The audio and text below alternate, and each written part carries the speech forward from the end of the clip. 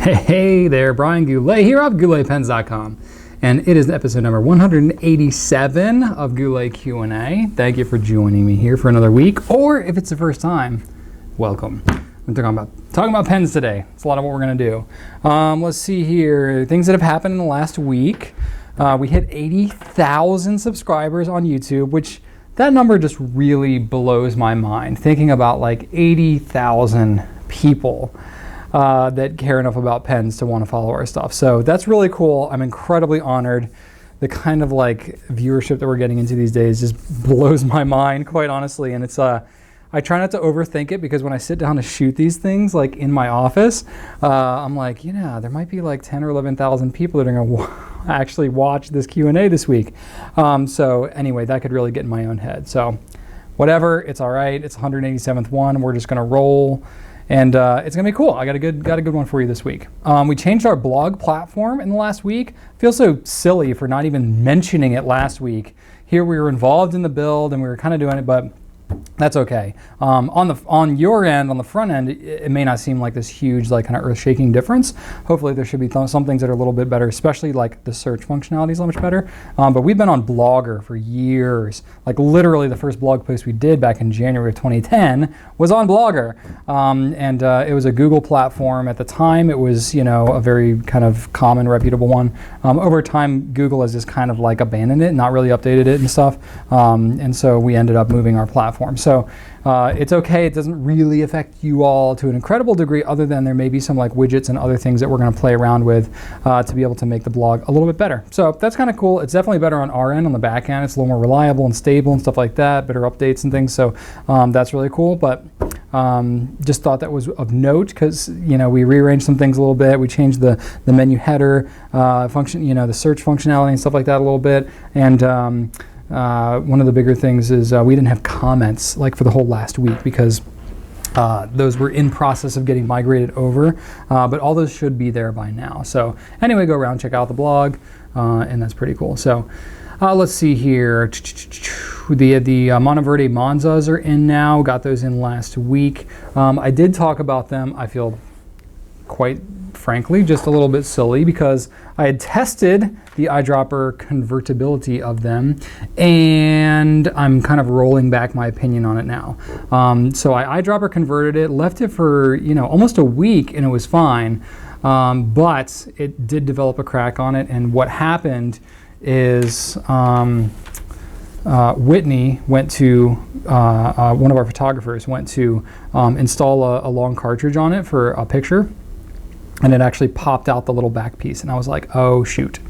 I didn't even think to like try to intentionally break it to see, and I could see like in some scenario that happening to somebody, and because it's such a small pen and kind of a good pocket pen, I could see that as being something that somebody would do. So we've rolled back all the language on our site and everything, and so unfortunately I don't have a way to like edit the Q&A from last week, so I just have to kind of like redact my previous opinion about it being eyedropper convertible. I still think you can do it if you feel so inclined, especially if you want to pop that little piece out and put a little bit of epoxy or super glue in there and glue that piece in there. I think that'll help. But what ended up happening, we had a lot of people that handled the pen, and so it actually developed a little crack in that area too. So I'm like, yeah, you know what? It's probably just not a great idea for everybody to be able to do that. So it's still a really inexpensive pen, a really affordable pen. I think it's a great deal. It comes with a converter, so it's not a huge deal. But if the eyedropper convertibility was like a deal breaker for you, just be aware that there's some extra precautions you need to take there if you are choosing to do that. So anyway, that's what's going on with the Monza. I do have the packaging though, so if you wanted to see the packaging. So the box is actually pretty cool. It kind of reminds me of like a TWSBI Eco type box. It's got a nice insert on here, comes with the converter, a couple of cartridges. So it's a decent pen, decent packaging and stuff, especially for 16 bucks with a free bottle of Monteverde ink for right now through the end of the year from us. So it's a pretty decent pen. I still think it's pretty good, but I felt like I just needed to say something about that since I talked about it last week there. Let's see here. We have a deal going on right now through really the next several weeks for Pilot Custom 74s and Stargazers. Where you get a free bottle of Iroshizuku ink, any of the Iroshizuku colors, you can pick one, and we'll ship it with the pen for free. However, we ran out of stargazers like pretty immediately, so we ordered up more. It's going to take a few days for that to come in, but just stargazer hasn't been like a historically incredibly popular pen, which is part of why we wanted to bring some attention to it with this deal. But it really worked, and so if you see some stock availability issues on the stargazer there, just don't be totally shocked. Let's see here. This week we've also received, by now I'm hoping, by the time this video publishes, I'm hoping we've received the TWSBI Mini L Gold. It may already be gone by this point because I think we've got, you know, way more people on the email notification list than we're going to be getting pens in. I'm pretty sure it's going to be like a one and done deal. There's a slight possibility we could get more in the future, but I don't know. It's not always the case with these things. So if you haven't got one now and we still have them available, go get on it right now. And if we don't have it, go get it from wherever you can, because I don't think there's going to be like wide availability on these. And then I wanted to show you a very special pen. I have this in my possession right now because we're going to be photographing it, but it is a new Namiki Emperor Maki pen, and I just realized I had some white gloves that I was going to go grab. And see, never fails, just like last week. I had something, I pulled all this stuff and I was like, okay, I'm set, but I wanted to grab some gloves. So let me go do that real quick, and then I'll show you this sweet pen. All right, here we go, I found my gloves. So, I don't often pull out the white gloves. It's not really my style necessarily. However, this pen is on loan to me, and so I wanted to be very respectful to show it off. So anyway, here goes Brian Goulet showing off a white glove thing. So this pen is the new Namiki Emperor Toryumon, and it is a MSRP of $12,000. Now you understand why I have the white gloves, right? So I wanted to show it off. So this is the cardboard exterior box, which has this cool metallic kind of finish to it. It's not actually metal, but that's the cardboard. So you open this thing up, and it's the whole thing, the presentation is really just quite impressive. So it has this cardboard sleeve right here, and wow, I really need to kind of lift it up to show you there. And it has like a flap that you can fold down in the front to make it easier to remove such a giant pen out of the box. So you unfold this, and then here is the wood box. So it's a lacquered wood box. Let me pull the whole thing out of here. I really feel like I need to be handling this gently over here. So it's a lidded box, and it's got this nice finish. I don't know if this is an actual Urushi lacquer finish on the box, but it wouldn't shock me if it was, because this is such an expensive pen. So anyway, you lift this thing up. It's very, very well constructed, and it's got a decent weight to it as well. And I'm going to put this on the cloth that comes in it, and then you have some foam insert on here.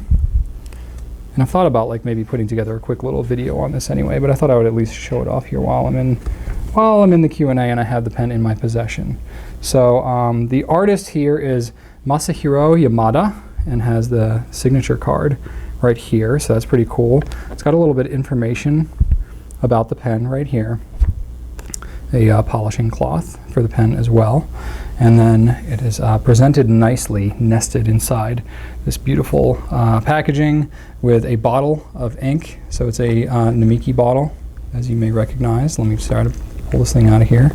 Kind of a specially designed bottle in plastic here, and it has you know, design on the top that looks to be, I don't know if it's a dragon, but it's kind of a splatter or something like that. I'm not sure exactly what the design is, but and then it's got like a metal kind of placard here that says limited edition, and it's got the number. This is number 41 out of 99 that I'm handling currently. And then the pen itself, I'll zoom in so you can check it out. I'll actually, you know, kind of show you what's going on.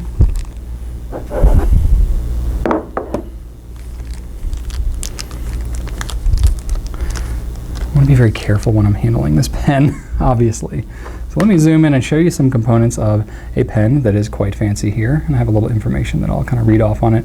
So part of the thing about a pen like this is it uses a lot of different techniques, and you think about what makes a pen this expensive, right? It has to do with the artist, and it has to do with the techniques that are used, the theming behind it, the size of the pen. All of this comes into play. Really, it's more than just a pen at this point. It is really a work of art. So this particular pen, it is, oh, and I can't even use my mouse when I have the gloves on. How do you like that? Give me a hot second. All right, let's see here. Where's the information that I had on this pen? All right, so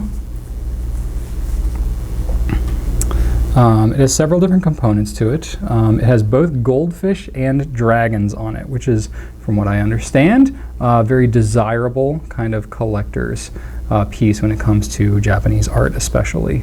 So what you've got here is you've got the techniques at the top. So it's all gold. This is all the taka makie technique, which is it's built up in layers. And then the rapid flow, which is like this kind of rain pattern at the top here. This is, let me see if I can zoom in a little bit more because you got to really see it deeply to appreciate it.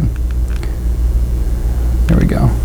So this technique is one that I haven't really seen on any of the makie pens before, and this is called harigaki. And what this is it's a makie technique that's scratching the surface of metal powders using a sharply scraped needle or a hard brush to draw delicate fine lines. So you end up with kind of like these fine lines that just stream down here, and that's all built into the lacquer here. You have some rodden up here with some abalone shell, and then you have this taka, this technique. So it's kind of like, feels almost like kind of three-dimensional. Sorry there. Feels almost kind of three-dimensional up here. So you can see the clouds up there, and then you can see right in here, you get like a dragon's claw in here. You get a dragon's tail coming around the other side, and then you get the goldfish that are coming up here. The carps, actually, technically, down here. So really cool technique. It's a mixture of taka and togadashi techniques down here, and then it has, once you get down to the bottom, you can see here there's the fish that are kind of swimming in this beautiful like swirl pattern, and then it has these cherry blossom petals that are rodden as well, so they really sparkle quite a bit. Let's see if I can catch them in the right light. So as I kind of turn the pen, like just the detail on this thing is absolutely stunning. It really is a work of art, and I just thought I wanted to show off this pen for you, show you what a $12,000 pen is. Now this pen does sell for $20 off on GouletPens.com if you're interested. So it's only our price of $9,600. So it's quite a deal for you. But it's a really cool pen. And then one of the cool things about this particular pen, the Emperor in general, is the size of the nib. So I just thought I would show you. You unscrew it, and this nib is one of the largest nibs, if not the largest nib, available today. And let me see if I can compare it to something. We'll just really go far on the spectrum here. I have a TWSBI Eco. No, let's go with a Pilot Metropolitan. We'll go pretty far on the spectrum here. So I have a Pilot Metropolitan next to this Namiki Emperor nib. If that gives you any idea of the difference in the size of the nib, that's what you're looking at here. So it's quite a large, it's Pilot's number 50 size nib, and then it has an ebonite feed that is Urushi lacquered as well. And one of the cool things about this pen is it's got the makie even on the grip of the pen as well. Very, very cool. And then one of the neat things about these Emperor pens, these large fellas, is it has a plunger that's used to help clean the pen that's built in, and you can actually unscrew it here, and the finish on here is so flawless that you don't even notice that this thing unscrews, so that when you screw it back together, see, you have here and then you have your plunger. The plunger's not used to fill, it's an eyedropper fill, but it's used to clean the pen. So the plunger can go down, clean the pen, and then when you screw it back together, literally, like, you cannot see the line. You would never even know it was there unless you were told. That's how precise this whole thing is. So fabulous work of art. Absolutely just amazing to kind of behold. And I'm honored to have it. Thank you so much, Pilot USA, for sending that so that we can properly photograph it and show it off in all of its majesty, right? cool. So anyway, I wanted to show you that, whether or not that's your thing or not. I just thought it was cool. It's just the kind of thing that you don't get to see every day. So I wanted to do that. Let's go back to real life, shall we? All right. What else have we got? Here I talked about Twisbees. Now I'm talking about the Emperor, and then we're going to go back to Lamy, and we're going to talk about the Lamy Ion and the new studios that are coming. There's a piano black and a racing green. So those have been delayed just a little bit. I mean, I know it's shocking, right? Like having something new that's delayed. So we are told that it's going to be another couple of weeks. I know that's like, oh, it's going to be 2 weeks. It's going to be 2 weeks, but that's just kind of where we're at again. So as far as I know, literally as of right now, it has not yet left Germany and come to the U.S. So I know they're going to try to get it pretty quickly. So you just in case you're curious for that, we're still waiting on them. So hang tight for that. It's going to be worth it. It's going to be pretty cool. Also, we're going to be introducing a new giveaway that's going to be coming up next week. That will start next Friday, I believe, and then it's going to lead up to Fountain Pen Day, which is coming up on November 3rd. It's the first Friday in November is Fountain Pen Day, so we're going to embrace and celebrate Fountain Pen Day this year more than ever before. And we're leading up to that with a very special giveaway. It's not just like, oh, a couple bottles of ink or something. We have something very special, very one of a kind. I'm not going to announce it yet because it's not time for it yet, but I'm giving you a heads up that it's coming, but it's going to be really, really cool, and I'm very excited about it. Also, we have Thanks Giveaway that's right around the corner. So Thanks Giveaway, for those of you that have been following GouletPens for the last several years, it's something that we did in November as part of our core value of expressing gratitude. We like to basically do kind of like contest giveaways and stuff around the month of November. So really kind of leading up to Thanksgiving.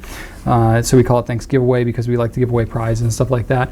We're going to be doing it a little bit differently this year. I'm not going to get into full details because it's not starting yet. I'm going to talk more about it next week, but that is around the corner, so kind of get ready. Then just a couple of new things that are on the horizon is the Pelikan M605 White Tortoise, which I never know how white pens are going to do because they're very hit or miss for us, but it seems like there's a lot of people that are excited and interested in this particular pen, so that's kind of cool. So we're going to be getting some of those in as soon as they're available. It might be relatively soon. I'm not 100% sure, but it might be in the next week or two. Don't hold me to that, but that's what I'm thinking. And then just November is looking like it's going to be a very stacked month in terms of like new products and a lot of excitement is going to come. A lot of stuff that we had in October is kind of pushing into November. And normally we have plans for things and then stuff always kind of ends up getting pushed back. That's just kind of what ends up happening.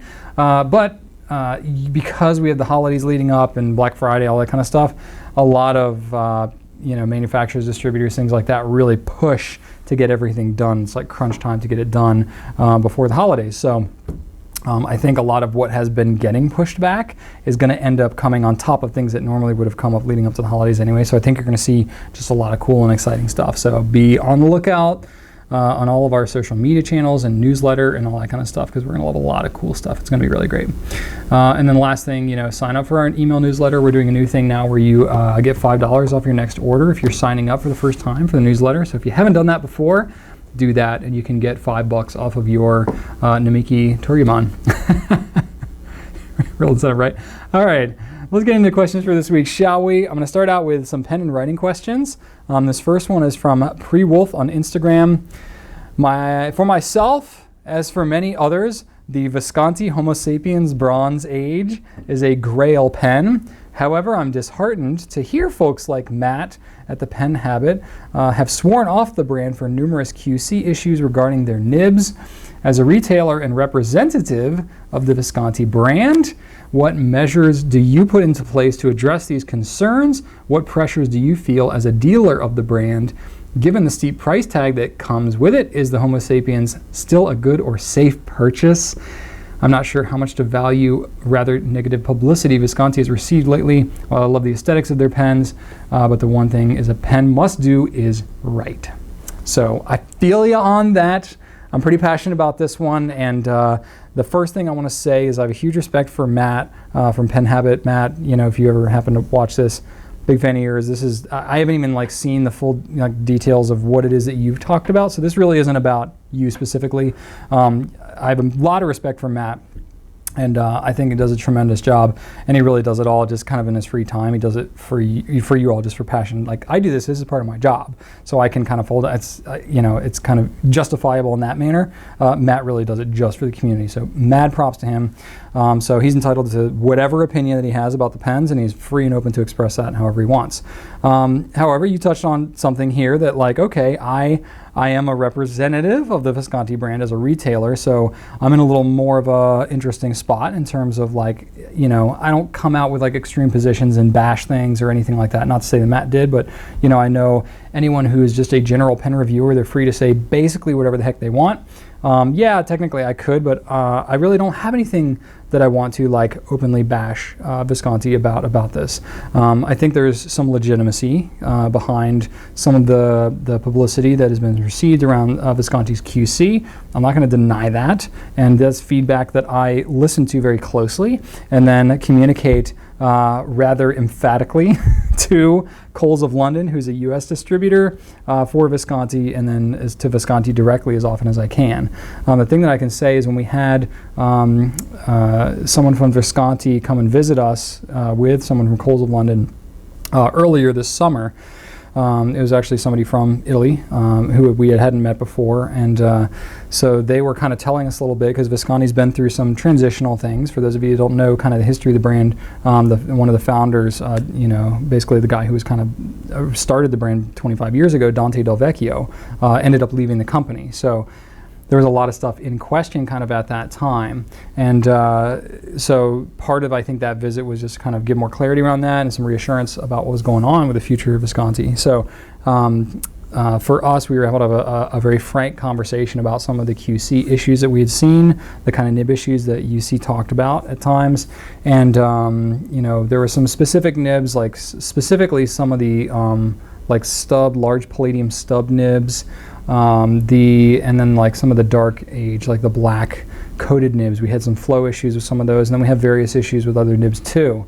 It's not as common, I can say, as being a retailer, it's not as common as what you're seeing online. There's I don't know if there's a particular name for this syndrome, I guess, or the tendency that most people have, but negative news tends to spread much more quickly and easily than positive news, and it's just kind of human nature.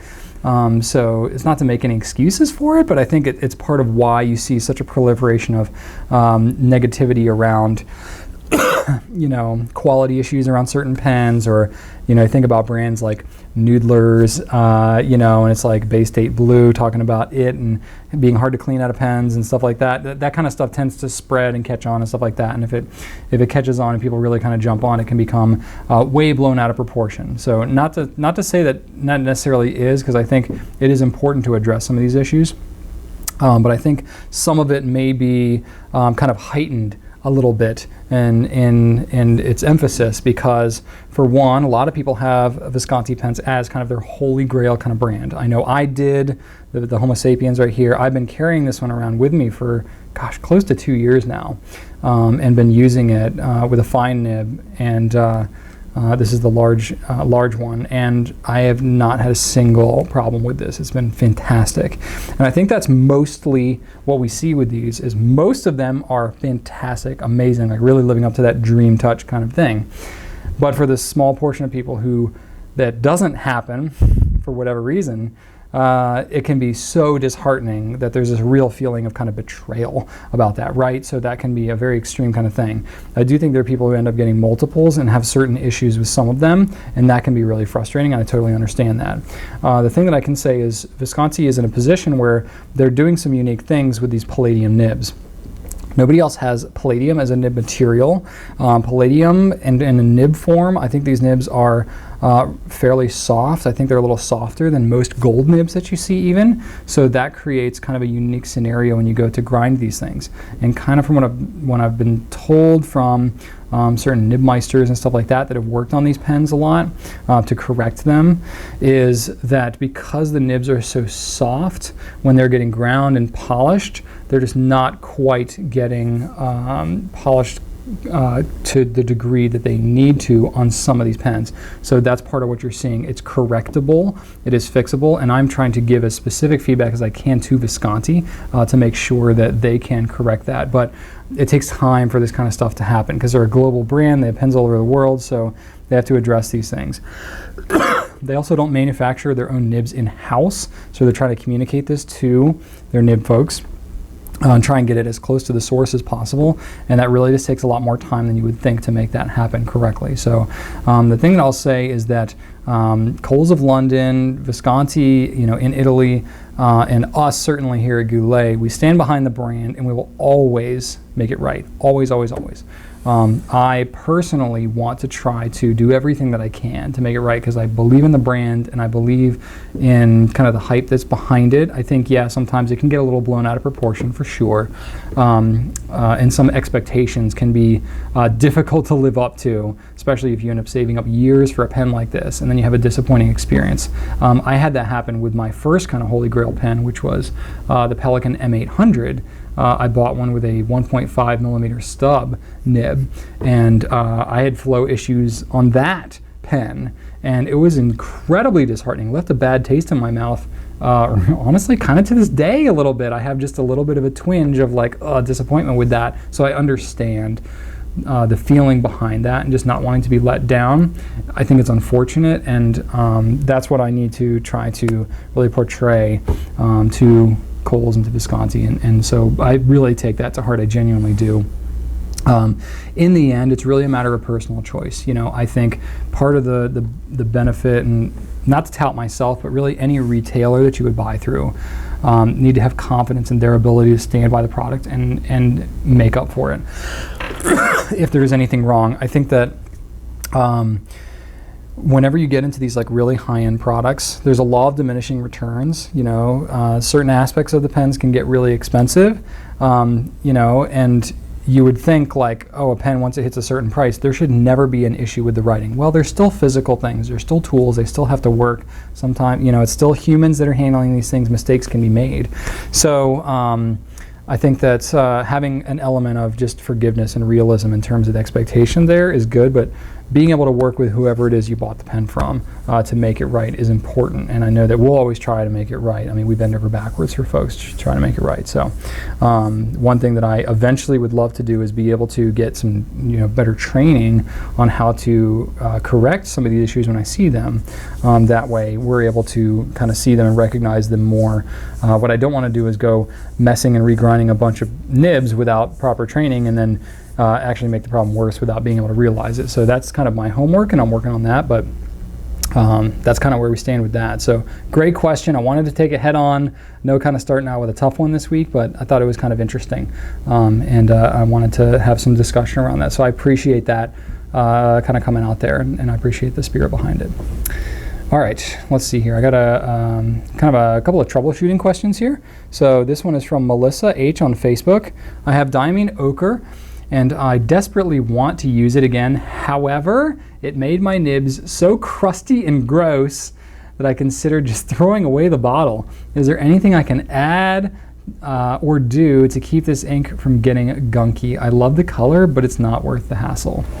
That's fair. So ochre is one that I haven't heard about that quite as much. The ones I hear about more is like Diamine Ancient Copper, Diamine Pumpkin, a little bit of terracotta, Jabron Rouge Hematite, and there's some other inks that get kind of crusty like this. Most of them tend to be in kind of the orange, coppery, gold, red kind of family. So I think what's happening there, I'm no chemist, but I think what's happening is these inks, you have a really high dye content.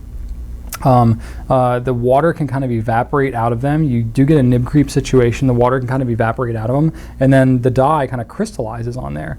And this happens with certain inks. It does, and when it happens, it looks incredibly gross because it's like this mineral looking growth that kind of happens on there, but it's very soft. You literally can just wipe it off with a paper towel and you can keep on going. Like, it doesn't do an issue. If you let it like really dry out in the pen, then it can cause some problems because you end up in a situation where if it kind of crystallizes to the point where it's like really, really dried out, it can be difficult to get water to flow through there again to even be able to clean it out. And then you end up in a situation where you have to soak it a long time or kind of disassemble it and clean it out. But I hear of that being a lot less of a problem. It's really mainly an aesthetic thing that people run into, or it crusts up on the nib, it just looks really gross. Really wipe it off, or you dip it in a little bit of water and it'll reconstitute and just kind of clean off. So it's not that it causes like a long-term problem or anything like that. It's just, again, it's a preference or an aesthetic kind of thing, more so than anything. And I completely understand if you don't like it, I would consider maybe donating the bottle to somebody else, or just getting rid of it in whatever fashion you feel is appropriate. So I was doing some research. I was looking on Fountain Pen Network, seeing like what have people done to try to address this issue, and most people are like, just wipe it off the nib and rock and roll. I didn't see anybody that was like really hard set bound on trying to like come up with a solution to correct it. I haven't done any experimentation myself, but I think because the issue is really happening because water is evaporating out of the ink, and because it cleans off so easily, I think honestly if you were to dilute the ink a little bit, that you would probably see that happen less. So if you have a really high dye content, especially it seems like this range of dyes that it's happening with, in kind of these browns, reds, oranges, golds, somewhere in that range, there's probably some similar dye components in certain inks here that are causing this to happen more. I think you can probably add some distilled water is really the best thing to add, so it doesn't have extra minerals and stuff like that. But if you can add that into your ink, then I imagine it would happen less. I haven't scientifically tested this to make sure, but I think that's what you would end up with. So if you dilute the ink, obviously you're going to have a less saturated dye, so your saturation is going to go down. It could even like weaken the color and stuff like that. It could change some flow and stuff like that. So you may have some effects as you get to a higher proportion of dilution. I think if you go with maybe a 10% dilution, maybe try that first.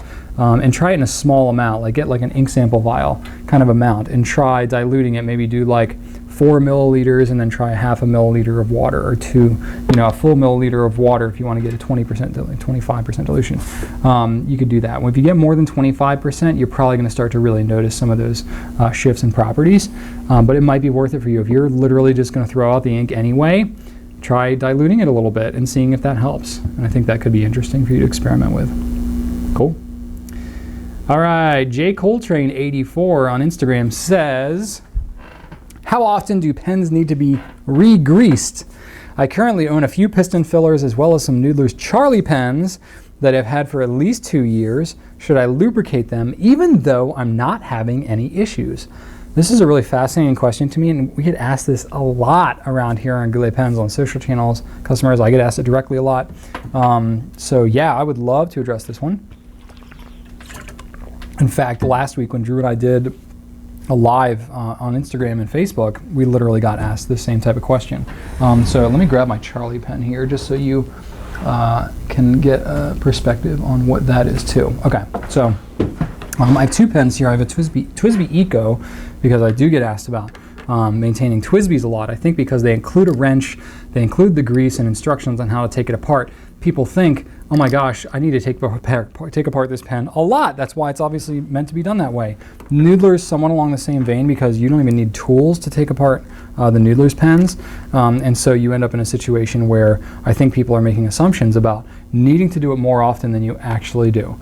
And that's fine. Look, it's really not a huge deal if you are, especially if you have a demonstrator pen and you're using an ink that you really want to clean out thoroughly and stuff like that. Look, you may want to take apart your pen and make it easier to clean. I totally get that. But in terms of taking it apart and re-greasing it, it does not need to happen nearly as often, I think, as most people assume. I mean, I'm literally talking like probably not even once a year if you're using it with any sort of regularity. It could even go much longer than that. These pens are really solid. They have good seals on them, especially a pen like this Eco. And I'll zoom in a little bit and I'll show you kind of how the design works on this. That's why I like having a demonstrator here. This is the Eco Lime, which is not available anymore, but you get the idea. So this right here is the piston seal, and there's grease in there. The grease that's in here is a little bit different than the grease that comes with it. It's a little thicker than the grease that comes with the stuff, but it's still compatible with it. So you see here there's 2 different rings that are kind of touching the inside walls of the body of the pen. It's called a double wall O-ring, and the advantage of having that is that there's grease that's in between these 2, and that will help the longevity of it to last a lot longer. So you can see here as I'm moving the pen, I don't know how easily you can see that, but there's kind of like this clear ring. That's the grease. So as the O-ring is putting pressure on the walls, it's getting a good seal. That's what it's supposed to do.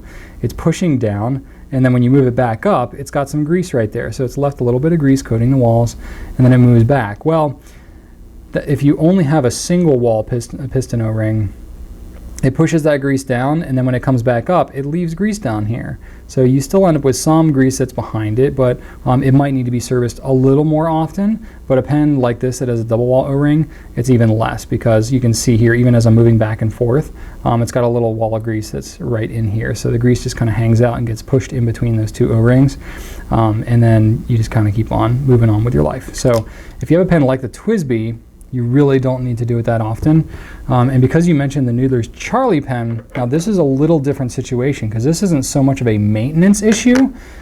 This pen is an eyedropper converted pen. So the way that you actually fill this pen is you fill the entire body of ink, and then you grease up the threads before you seal up the pen. Now it has an O-ring up here. When you do an eyedropper conversion, you can have an O-ring, you can seal the threads. You can do one or the other or both. I personally like to do both just because it's extra assurance, but you don't technically have to because the O-ring should catch that ink. I like to though, so my opinion on a pen like the Charlie pen would be you should grease up the threads just a bit every time you fill the pen, just to make sure that you're not going to have leakage that's happening right here. So if you're eyedropper converting a pen, you should be greasing the threads where you're filling it every time. If you have a piston or vacuum filler or something like that, you don't really need to do it that often at all. Cool? All right. Next one I have, this is kind of an ink question. I guess it's related to ink, but this is from Debra B on Facebook, who asks, are the plastic sample vial holders stackable? What suggestions do you have to show the ink color on top of the ink sample vials? So I've kind of talked about the ink sample vials ones, but I thought I would actually demonstrate how to do it, with a technique that I've seen that's pretty cool. But first you asked about stackability. So technically you can put them on top of one another, and it looks like this, and it functions okay, but the situation you run into, and I really should have grabbed more sample vials, I'm realizing right now, but the situation you run into if you try to stack these is it works just fine, and it's not a problem. They're not like hitting each other or anything like that, but there's nothing to like lock it into place. There's no like tabs or anything like that that really ratchet it down one to the other. So if you bump the top one, it's going to kind of offset like that. So technically you can stack them on top of each other, but I don't feel comfortable marketing them as stackable, if that makes sense. So yes, if you're putting them up on a bookshelf and it's somewhere that's not like, out on the middle of your desk, and if someone knocks it over, you spill ink samples all over the floor, I wouldn't feel comfortable having it right on my desk where there's a corner and I'm walking there all the time. But yeah, I'll absolutely stack it if I have it up on my bookcase and it's kind of tucked away a little bit, no problem at all. So the answer would be no, but yeah, you can definitely put them on top of each other. It's not like they're unstable, they're just not completely locked in place. So that's kind of the first part of your question. Second part of the question is when you have this thing kind of loaded up with samples, it can be hard to read the labels and stuff like that. And even if you're reading the labels or you can't really see the color of the vial, what do you do? So the technique that I've seen a bunch of people do that I really like is you get some of these paper O-ring reinforcers. Like you would have, and I remember these from like elementary school. So I would grab this, and the cool thing about this is it fits like perfectly in the top of the ink sample vial cap. So I'm going to show you on here. So you fit that sucker right on there, and then you just grab a Q-tip or something, or your pen or whatever you want to do, however technique you want to do. But this is Diamine Ancient Copper. So I just grab a little bit there, put that back on top, and then voila, I could just kind of go around my O-ring. It's not really an O-ring. And then I can just wipe it off, because I got a little bit on the actual plastic part itself. There might be a cleaner way to do this, but That gets the job done for me. And then, boom, you get a nice little ring. It looks really clean. It fits perfectly, for those of you who are, a little more aesthetically inclined, just it nicely matches the shape there. And when you have a whole bunch of them in a tray like this, it's really convenient because you can just glance at the top and you can see, oh, boom, that's what that color is. You might not be able to say like, oh, that's ancient copper specifically, but you can at least get an idea of what it is, about what color, and then oh, at least I'm grabbing a red or I'm grabbing a blue or something like that. So kind of cool. I dig it. That's the technique I like the most. Very affordable, very easy to do. You just get some reinforcers and Q-tips and you're pretty much set. So that's my technique that I have seen that I like, and there's some other cool stuff that I've seen done, but that's my preferred method. Cool. All right, I got a personal question here that should be a little bit of fun. Francisco L on Facebook says, hey Brian, in this last Q&A you spoke about your journals. I would love to see your own personal journal collection. Well, I have it right behind me here. I have a lot of journals and notepads and various things like that. So I'll kind of show it. I could swear that I've shown it in Q&A before, and I run into the situation sometimes. I've done so many of these things now that I don't even remember when I've done certain questions and when I've answered them. And I just get in a situation where I'm like, you know what? I feel like I've answered this before, and I went back and I looked in the search and tried to find specific Q&As, and I couldn't find it, at least in the last 40 Q&As. So I'm like, okay, it's at least been close to a year since I've talked about this. I don't know. So please forgive me if I'm answering it too similarly to the way I may have done so before. Maybe I got asked something. I don't know. I don't remember. I don't remember specifically a circumstance, but I remember I've shown like my pen collection. I know I've shown my whole ink collection. I don't remember showing my whole notebook collection. So anyway, I want to do that for you today. First, I want to talk about the ones that I end up using the most, and then I want to talk about the ones that I have kind of archived because I have a lot. So basically, if you look back here, all of these bins, this is all notebooks that I have. So, I may be a bit of a hoarder. I may have a bit of a problem. I will never in my lifetime fill up this many notebooks. I can pretty much guarantee you of that. But anyway, I like to test a lot of them. And the situation that I run into the most here at GouletPens is a lot of times we'll try things out, we'll hear about things, we'll get samples of things. Actually, I'm thinking more now. There's even more over there that I didn't pull, but that's okay. I don't need to show you every single notebook because it's just, at some point, it just becomes too much. And this is all just my personal stuff. So I end up testing a lot of them, and what I've come to find after testing so many notebooks for specifically fountain pen quality paper, that is always the deal breaker. So I have so many notebooks back here that are like, oh, this is such a cool design or such a cool form factor. And then I try it out, get 20 seconds into it, and I'm like, this paper's not good enough. It's just not gonna work. Nothing else matters if the paper's not good enough. So I have a graveyard here of really interesting and quirky notebooks that just don't work with fountain pens, quite frankly. So anyway, I hang on to a lot of them just to have as reference or stuff like that. I probably could get rid of a lot of them, but they're like my children and I think I have a problem. But anyway, so the notebooks that I end up using the most these days. So right now I'm carrying around a Olive Traveler's notebook, which I have stolen an orange band. I like literally hacked it off of another brand journal that we don't carry, and I was like, I kind of want this orange elastic on here. That's kind of a cool vibe. What happened is I ended up needing to put a third notebook in my Travelers, and I stole the band, the outer band off of it to put a third notebook in here. So I was bandless for a little while, and then I stumbled across another notebook, and I was like, oh, that orange band. I was kind of cool with the thing. Maybe I could steal that, and I totally did. So anyway, that's how I ended up with this particular one. I have Goulet notebooks in here because big fan of the Tomo A, and I just wanted to use that. So I keep, currently I have 2 dot and 1 lined in here. So that's what I'm using. I carry this around. I take it to meetings. I'll take it to church. I'll take it to, and use it in my personal life. So I kind of divide it up in notebooks based on somewhat of the functions that I'm using. So that's kind of cool. I'm digging that. I have a smaller one too that I was carrying around too. I like the slightly bigger the format. I don't know.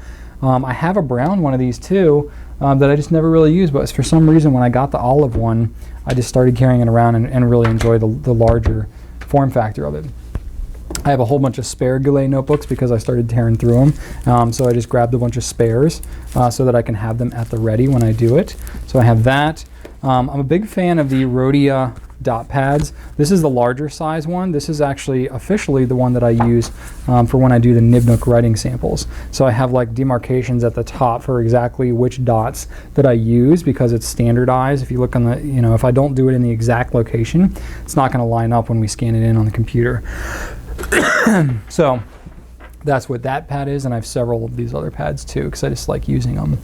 I use Leuchtturm A5. I actually have several of these. I forgot to bring my actual ones at home that I'm using currently. I have a turquoise one like this that I use for kind of general note taking, and I take it when I travel and stuff like that, or if I'm reading a book and I want longer form notes. I have that. I've been using that for a couple of years now, so I got some good stuff in there. I have the Some Lines a Day Leuchtturm, which I don't have one here, but it's a fairly unique notebook. I've literally been journaling in that one since May when I got that one. We first got them in. That day I started writing down daily. It's only like a fifth of the page that it divides up for that day, and it has that day listed at the top. And so you write a day and you go 5 years. So it's pretty cool.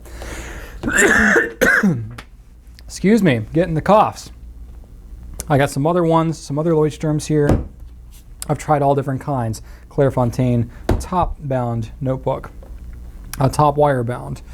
This is a CEO retreat that I went on in 2015 that I got this. I don't even know what this is. Ecolo. I don't know. The paper quality was okay. But anyway, it's something I got at a conference. Spare Filofax notebook. I have an old, this is my old Quo Vadis Habana that I got. This was my first fountain pen friendly journal. This literally first one. You can see here where it literally says, this is the first time I've ever written on Clairefontaine paper before. So there you go. Testing out to see why my pen is apparently having flow issues. I don't know. Good stuff. Yep, I've noticed my handwriting is much more legible when I use a fountain pen. The color of the ink appears to be different on this paper as well. So I'm just kind of like free form factor writing in this thing, and then I start trying to write in cursive and it becomes a hot mess. Really interesting. So this is a kind of a cool notebook. So I had that one. This is back when the Habana used to have white paper in it years ago. I have a Rhodia web notebook, which I've like beaten all to heck. I have, Clairefontaine sidebounds. I have Rhodia meeting book that I filled up. So some of that. I have correspondence stuff. So I have, I'll just take you through some of this. This is all correspondence things because I'll handwrite letters, thank you notes, and stuff like that. Lots of envelopes in different sizes. Clairefontaine Triomphe, Tomoe River. I have an original Crown Mill box set down there. Some larger notepads here, G Lalo. Oh, let's see here. What do I have over here? Oh, I think I have various. Oh my goodness. These things are so heavy too. I have, let's see here, a little Rhodia. I got this special edition 90th anniversary OMOS notebook, which they came out with when we did the OMOS stuff, which is like RIP OMOS now, another web notebook. Some packaging for the Traveler's Notebooks, an Apica. Let's see here, Clairefontaine Unplugged. Let's see here, various Midori notebooks. I've got white lines, black and red, notelets. Just various things that I've tried from different brands where some of it works, some of it doesn't. I literally have this small bin that's all seasonal field notes. Literally every single seasonal field notes since we started carrying the brand. I've just been hoarding one of each as they've come out. So I've got, this is the Dime Novel, most recent one. I got Campfire here, Utility. This is the Expedition. So I get to some interesting ones. Byline, the Wednesday, I got that just kind of randomly. Black Ice, the Workshop Companion. Just really, really kind of a historical thing. And for me, it's like, oh my gosh, I remember when these came out. It's kind of a fun thing. So I have all those. What else have I got? This is a bunch of random stuff. I got some index cards. I got a Filofax planner in there. I get some like interesting kind of like handmade stuff. This is like a brand called Walk and Talk. Some white lines paper, various things. Oh, this is cool. This is a customer that did a coloring book called Just Desserts. Gave us credit in here, actually. Pretty cool. Scott Cuzo gave us a credit here. Where is that thing? I haven't looked at it in a while. There we go. I highly recommend the good people at the Goulet Pen Company. Kind of cool. The artwork was created with a fountain pen and you put a cake on the front. Digging it. So that's kind of cool. What else have I got? Oh, let's go down memory lane. I've got, let's see here, a bunch of Stillman and Burns sketchbooks. We used to carry that brand, and it just wasn't as popular, so we dropped it. Sketchbooks and stuff. I have a Clairefontaine address book. Literally, it's like A, B, C, D, E, F, G, H, I, J, K, L, M, N, P. They don't carry that anymore. What is this? This is a large Quo Vadis Habana with the ivory paper. A4 size, just other various notebooks, top staple bound Clairefontaine. Literally, they have like a composition book, Mead notebook. Some of these I'll keep around just for like, oh, let me test how things work on different types of paper. Why not? Various notebooks to review and test and stuff like that. Zequins is one. I have the, hey Matt Armstrong there, currently inked notebook. Got one of those. Got the, I got stuff to do. From Anna Reinert, Well-Appointed Desk. I won't say because I'm trying to be a family-friendly program, but it's pretty funny. Bunch of Rhodia pads, all kinds of stuff there. Oh, what else have we got? Oh my gosh, so many things. Let's see here. Oh, this is a bunch of random stuff, but it's got some notebooks in here. Mainly the Leuchtturm Neon Edition, which are super bright notebooks and kind of crazy looking.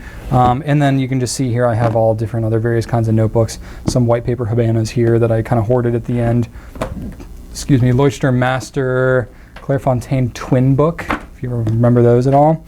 Various Rhodia pads and things like that. Small little composition notebooks and stuff like that. So, yeah, kind of a lot. I have a lot of notebooks. What can I say? I have a problem. So, I love it.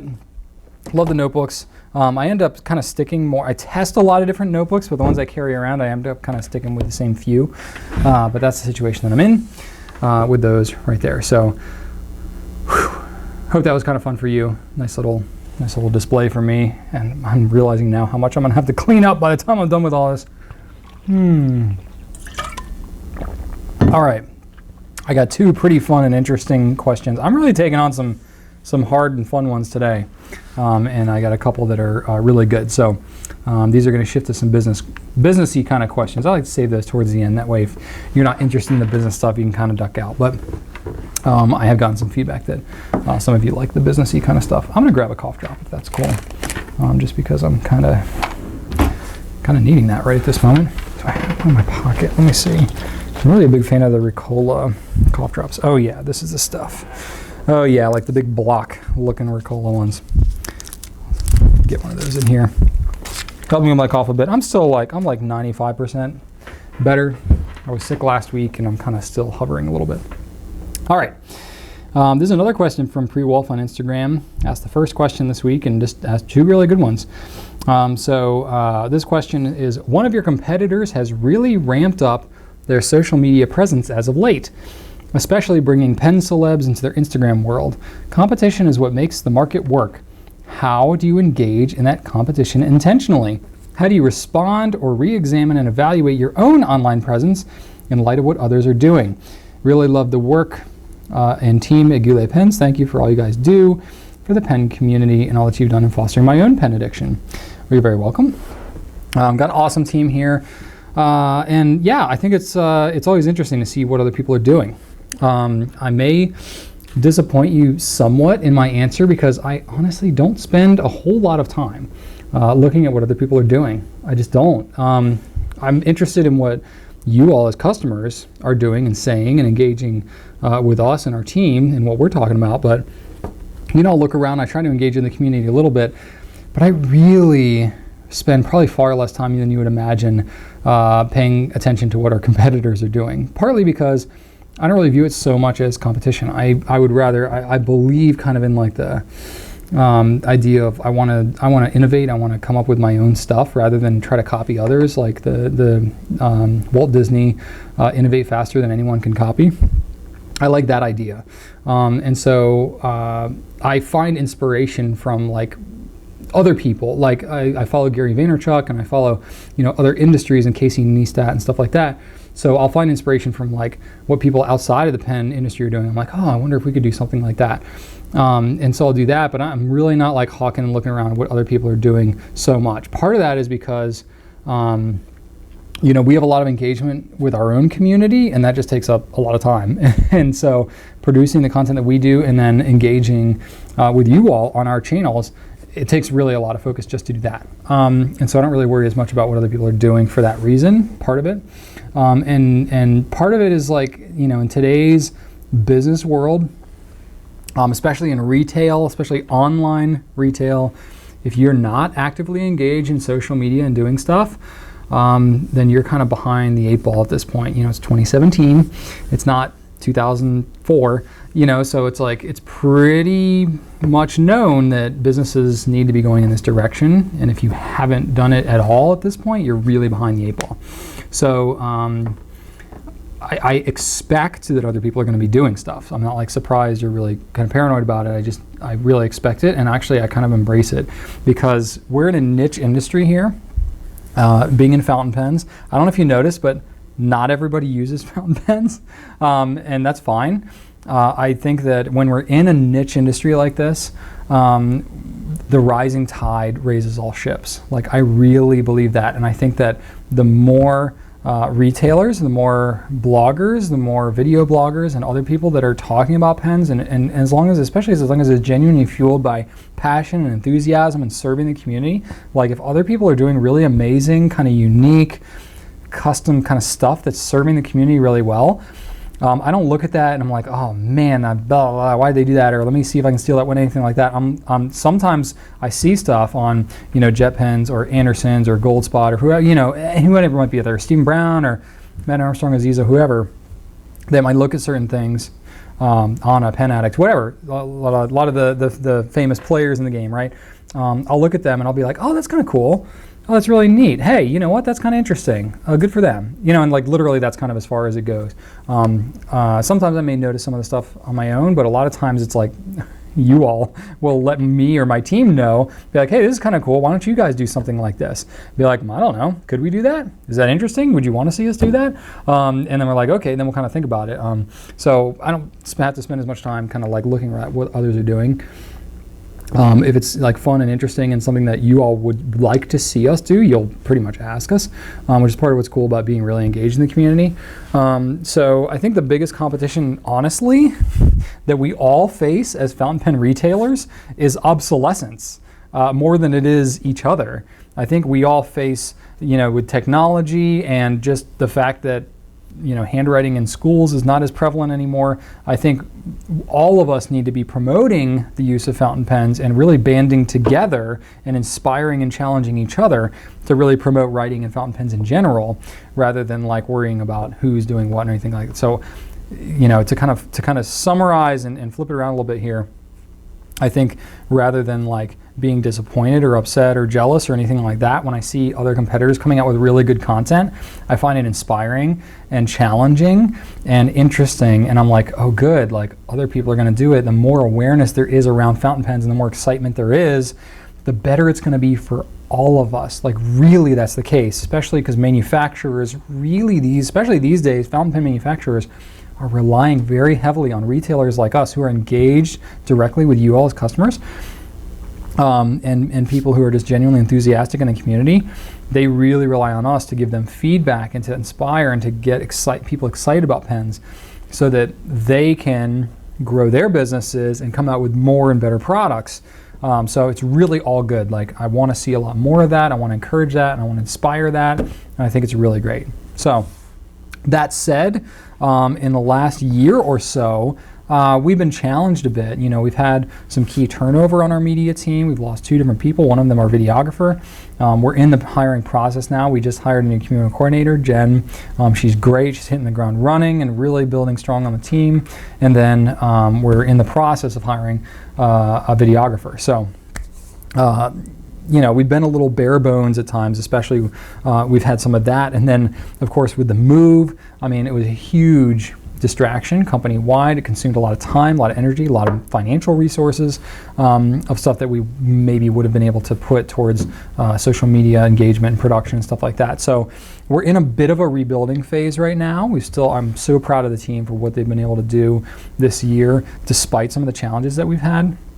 But we are all amped up and excited about where we're going to be able to go, kind of finishing out the holiday season here, and then what we're going to be able to do for 2018. So don't think that we've gone dormant. I would say that we're going to continue to evaluate and innovate and continue to do that stuff. But I'm really happy to see other people doing it too. All right. To close out for this week, I have a question from Jeffrey H. on YouTube. Do you ever do shifts as another role in your company to identify unmet needs of your employees, resolve inefficiencies in process, and leading from the front? For example, working to fulfill orders or answering the customer service line. So, excuse me, I'm like falling apart at the end of the interview here. Yes, at times, I would say I do that. We have 41 people here now, soon to be 43. So, if I had to cover for kind of any given position when it was really needed, I wouldn't be doing anything else. So, we try to build as much redundancy into everybody's positions as possible. Work as a team is one of our core values. Part of that is so that we can be flexible and we can be nimble and cover for each other and, be able to cross-train and learn each other's stuff. So that we can ebb and flow, and when somebody has a sick kid, they can go and take care of their kid, and we can absorb that work and not completely disrupt everything. So that's an important thing to us. Life balance is kind of an important thing at our culture and all that, including for me. And me and Rachel especially. Rachel is even more versatile than I am and very more competent than I am in many ways. So she has, in the past, served as kind of a backup for too many people, to the point where like more than one person is leaving. She's doing multiple people's jobs while she's out. We're trying to get away from those days. Both Rachel and I, but I'll try to focus on myself here just because I don't want to speak too much on Rachel's behalf. For us, because we started the company, we grew it, and really a lot of who we've hired has been people that have taken over roles that we have done. So we are capable of doing a lot of different things.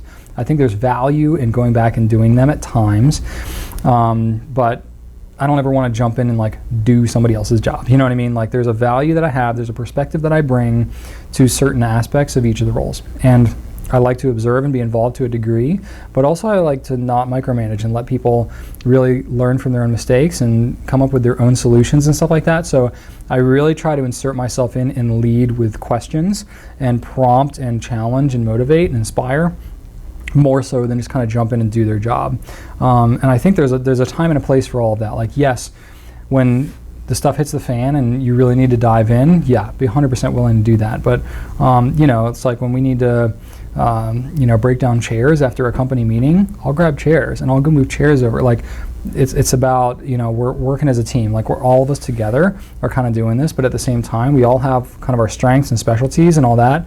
And I might be capable of doing certain roles, but the majority of my time, I try to spend it in areas where I'm best served, and I'm the only one that can really be serving our whole team in that way. Certain vision setting and leadership and inspiring and historical and key vendor relationships and all these kinds of things that really is a perspective that I bring. Being the face, the brand of the company at times, sitting down and doing these Q&As, yes, I could bring somebody else in to do them, but it's not the same, kind of thing. So like this is one area that I can do that I'm not doing something else. So I'm constantly having to balance that out. But that's always on my mind is where am I best serving? And I have to think about that on a daily basis, literally not a daily, hourly, but like on a minute-by-minute basis is what I'm doing best serving the company and our team and ultimately you, the community. I'm a little more hands-on in our marketing efforts. I'm a little more involved in some of the product-related decisions. So when we get a new product in and we're talking about how to photograph it or whatever, I might be a little more involved in those kind of conversations. Our customer care team and our fulfillment team, they are like rock solid. Like they are rocking and rolling. There's not as much kind of craziness that comes up on a daily basis. Like they handle stuff really, really well. So there's kind of less day-to-day involvement that I need to have there. But things like, the media team, product related stuff, there's a lot more wild just kind of stuff that comes out of there. So I end up being a little more involved in there and some of the hands-on stuff. Right now we don't have a videographer, and we have some folks here that are kind of capable of doing some of the video editing stuff. It's not overly complicated what we do with the Q&A here, but in terms of the fact that it's temporary, and just in terms of equipment and efficiency and stuff like that, plus I kind of like doing it and just getting my hands a little dirty again. I'm doing the editing for Q&A right now. It's not a huge deal, but that's just one example of I'm willing to get hands-on when it kind of makes sense. If we don't find a videographer, and relatively soon, we may talk about having to reevaluate that, but in general, that's just kind of where I stand. So I think I understand where you're coming from with the whole leading from the front question. I really do. I think given the fact, just knowing myself and knowing how kind of hands-on and willing to kind of get in there that I am, it's actually more difficult for me at times to stand back a little bit, ask questions, and then let others really run their own show than it is for me to just kind of jump in and direct. And I've taken strengths finders and responsibility and command and activator and all of these things. These are all traits that I have. So it's more my tendency to jump in there and do. So as I've developed as a leader, it's been more of I've wanted to set the vision, direction, motivate, inspire, congratulate, recognize, those kind of things. That's more the role that I serve than it is kind of hands-on doing this stuff. But that said, I'm not afraid to jump on social media, answer some pen questions, do the Q&A, stuff like that. So it's a good mix that I'm constantly kind of having to reevaluate. Good question. Thank you. All right, that's it for this week. My question of the week for this week is jumping back to the social media thing. So is there any social media activity that you see, I don't know, maybe other pen retailers or just any companies in general, any brands in general, that you would like to see us do at GouletPens? I'll be completely honest with you. This Q&A format is something that I found inspiration from somebody completely different. There's a guy in the photography world called Knows Photo that was doing a Q&A, very different kind of format. But our photographer at the time, Tyler, he was back in the day, this was 4 years ago, was like, hey, Knows Photo does this thing like a Q&A. I think you could do something like this. And I was like, okay, what would that look like? And we riffed a little bit and talked about it, and we're like, yeah, okay, let's try that. And that's how Q&A was born, this very thing that you're watching right now. So it's really kind of cool. So I would love to know if there's anybody, maybe it's pen related, maybe not, but if there's anything going on that you see and you're like, yeah, you know what? The Goulets could really pull this off, or the Goulet team could really do something kind of interesting like this that I've seen. I found a lot of inspiration from doing that. The whole video pen thing is because of Gary Vaynerchuk and what he was doing on Wine Library. I found inspiration from that. So, what do you feel that we should be doing that we aren't now? We can talk about it as a team, and who knows, we might come up with some cool stuff. So I'd really appreciate that. Leave that in the comments for sure. My team will take a look at that. I'll take a look at that. And we'll have some discussion on it. Awesome. Thank you very much. I hope you had an enjoyable Q&A. I've enjoyed doing this. It's really something that I love doing every week. I got to be honest with you. It's fun to prep it. It's fun to get my hands dirty a little bit, especially this week with the Diamine Ochre question, with the pen crustiness. It's like, yeah, I do get asked about the ink crustiness. Let me dive in a little bit to the community and get in there and see what is it people are talking about, on places that aren't on our social media channels. Let me dive in Fountain Pen Network, read some blogs and stuff. So it's kind of fun to get back in there because that was my roots. That's how I kind of got started on the whole thing. But anyway, so thank you so much. Appreciate your time. Be sure to check out GouletPens.com for all this cool stuff that you've seen here today. Thank you so much, and right on.